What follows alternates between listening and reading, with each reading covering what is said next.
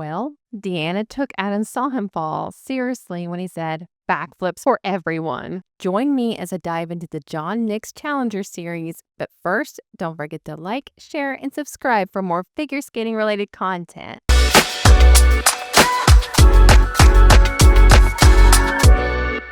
Well, I believe we can all say that this was clearly an early season event, let me tell you. But still, there were some really good solid skates, despite some errors. Of course, the winners here were Deanna and Max, which is no surprise, but however, what really made them win is how they were able to generate buzz. So, of course, everyone knows Deanna did a backflip in the short program. I have to admit, I'm kind of lame and enjoy gimmicky stuff like this. Like, I'm just going to tell you that because it got us all talking. And I'm just thinking about the Olympics, how it's going to get casual viewers to talk about. Like, I know there's going to be some rando talking to me about this whenever I mention, hey, I'm going to a figure skating event. So, yes, I'm pumped for this. Also, the origin of the backflip, though, it really cracks me up. So, apparently, Max was against it. And Deanna was like, I know I can do it. So during, I think it was like their vacation. I don't know if it meant vacation or like off season. So Deanna found a former Olympic gymnast and they apparently were able to do the backflip on the first day. And then Deanna pulled a Deanna and said, told ya. So she said that they added it so that they could be different and that sometimes when people do things different, it gets copied, but she doesn't think this will be copied anytime soon. Is this a challenge accepted? So the program does come to a screeching halt for the black flip. And I'm just wondering, like, is there something they can do to give the illusion that the program's still going on? Like add a jazz hand, add a dramatic expression. I don't know, like something to make it to where we're not stopped in the ice. But again, I'm still a fan of the backflip. I just can't help it. So they debuted their short program to Kalamina Barana, and I think this program is a really good vehicle for them. It matches their energy so much, and I think it has also just a fantastic build throughout it. Like, I feel like they do their best whenever they come in and they're ready to attack. Like, they come in blazing, and this program helps them come in blazing. So, of course, their program wasn't perfect. Deanna looked like she, lost her footing or her toe just didn't work out during their side-by-side triple toe loops, and it just didn't happen. But all their elements looked really good, and they skyrocketed to a 70 despite that mistake, which feels like a good sign for them for, the rest of the season. I could just be optimistic. I'm so much team Deanna and Max. Their free skate is a flamenco program, and I feel like I honestly just need to watch it a few more times to fully have an opinion. I do like at the end that it builds up in this theatrical manner, but it feels like it takes a bit to get there. And I don't know if it's just because I feel like this pair does so well, like I mentioned earlier, when they have a very strong program that clearly shows Deanna is ready to just demolish all the humans in the building skating against her. So the slow parts just are meh to me, but again, I don't know if it's just a bias I have of what I like seeing them skate to. So for this program, they struggled a bit with their side-by-side jumps. And there was this one point where she fell during the throw loop and it looked like she was real casually getting ready to just slide into the boards. And it was almost at that cursed side of the rink. And it's likely not really a cursed side. It's likely where everybody jumps, but it just kind of made me laugh. But they also, during this program, though, have these amazing lifts and lifts with the music. So I think overall, I just really need to see this one just a few more times. But overall, this was a really great outing for them. And I'm feeling way more optimistic about them at this point than I did last season. Oh, and apparently the backflip will not be the only surprise. So we shall wait and see.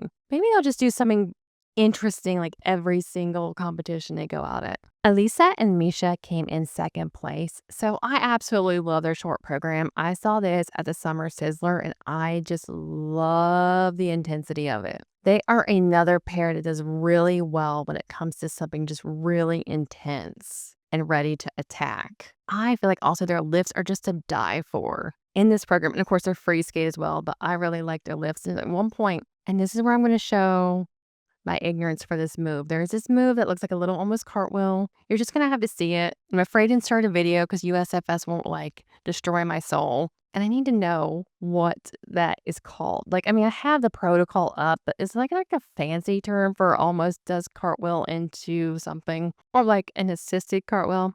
Anyway, the only mistake they made was doubling the side-by-side sow cows, which looked like it was near that cursed area of the rink. Okay, I'm being dramatic. Like, as we all know, if you've ever watched a competition, you can see that most of the time, like, all the jumps end up at one side. But anyway, so their free skate is this song, Where Do I Begin? It's a love story, and it's a tribute to Sergei Grinkov, as it's been 30 years since he passed away. And as many of y'all know, Ekaterina worked with them or this program, which is the most touching thing ever. This program is so beautiful, and I can't wait to see it when they have taken it out to ride a few times and just polish it up a bit, meaning like when there's not like tiny mistakes, because I think it has the ability to be very powerful. So like your side-by-side jumps got him again. I think it got everybody, so you're just going to hear me completely just say like side-by-side jumps over and over. There was this moment though, like I gasped excitedly at this very lift. I'm going to insert here because it felt like it was so unique and unexpected. I loved it. And another part of their program I really like, there's this transition into the depth spiral, and I just felt that was just so beautiful. So I'm excited to see how this goes as the season goes on. I hope that somehow like some magical American citizenship happens, because I think this program would be a big hit at the Olympics. I think it would make a lot of buzz in the media. So we will all be keeping our fingers crossed, lighting candles, posting photos of her wearing like American wear, just anything to where we can get her to the Olympics. And in third place was McBeath and Parkman. So this was a short program that they also debuted as a summer sizzler to Vail, and I enjoyed this program there and I enjoyed watching it again right here. They only had like a couple wonky landings, it felt like, and she put her hand down for the throw triple lutz. But overall, it was just really solid for them, like in comparison to all the other mistakes throughout this competition. So for the free program, like he fell on, I think it was the second triple toe, and they just kind of looked out of sync for a little bit, but then they moved on and put on like a really good performance. There's this one part, I just had to like hit my desk. I absolutely love the transition. So they go from a depth spiral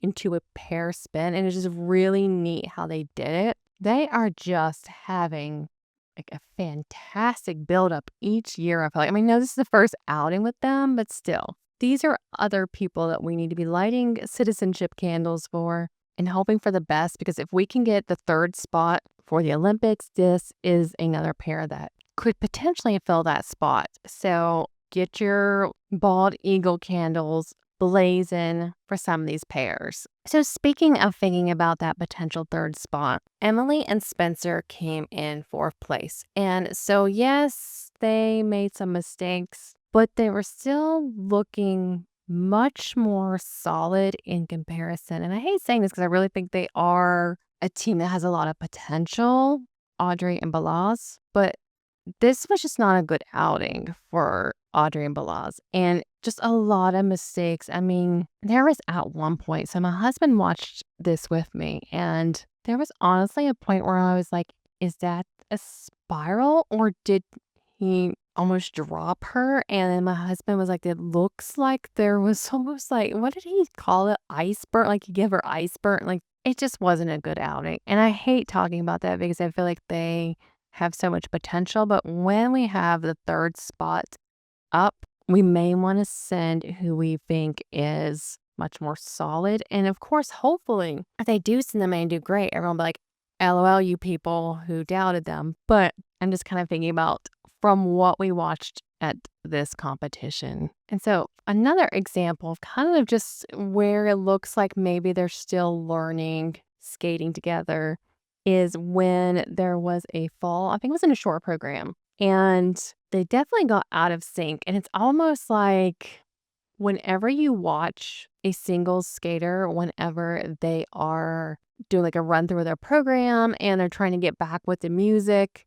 like she was trying to get back with the music and he was kind of moving on to something else. You can just see there was a disconnect. And again, I don't want to talk badly about this team because I do think they're the future, but thinking about right now and Olympic spots on the line, I do agree with a lot of the consensus out there about how possibly sending Emily. There was a lot of talk about potentially sending. There were also a lot of discussions about possibly sending Katie and Daniil, but I just can't imagine sending somebody or a team who may not get to benefit from the spot that they gain. And I'm not saying that they wouldn't put on a great performance or try their best. I'm just saying that might be difficult for someone to do. And of course, I don't know if everybody knows this, but we can't send Danny and Ellie, and we also can't send Alisa and Misha because they helped get the first 2 spots at Worlds. And so you can't send the same people who obtained the spots in the first place. Although it is interesting because there was obviously, something at Champs Camp that got a lot of buzz about how Audrey and Balazs were doing, and enough to where they ended up getting the Chinese Nebelhorn spot. So I'm just intrigued to see kind of how they are the rest of the season. Was this just a weird fluke? Like, do they just need to get out more? So we shall see. It was also exciting seeing Gabby Izzo skating for Austria. I completely forgot for a moment that she was a pair skater. And I think this is just her second season with her partner. And I think I also saw that they're going to be at Nebelhorn. So it's always just kind of exciting to see when single skaters transition to pairs and how they do. I think, it's just some things they will continue working on. And also coming in last place was Flores and Wang. And I think I read somewhere that he is injured. There was some posts from people who attended the event saying it looked like his hand was wrapped. So that might explain just kind of the weirdness. Like, there was just a lot of aborted lifts. Thank goodness, though, it's preventing any kind of injury. So we shall see how the rest of the season goes. It was just not the best outing for them. All right, y'all. Tune in if we get to watch Kinoshita, which I am getting less optimistic by the moment that we're going to get to watch this. Like, they're like, hey, here, you guys are going to get to watch this. And it's like, nope, never mind. So it looks like we'll be either looking for some streams, we'll have a piecemeal approach of watching different videos at a time. This is like the ultimate first world sadness for me. All right, y'all. Don't forget to like, share, and subscribe for more figure skating related content.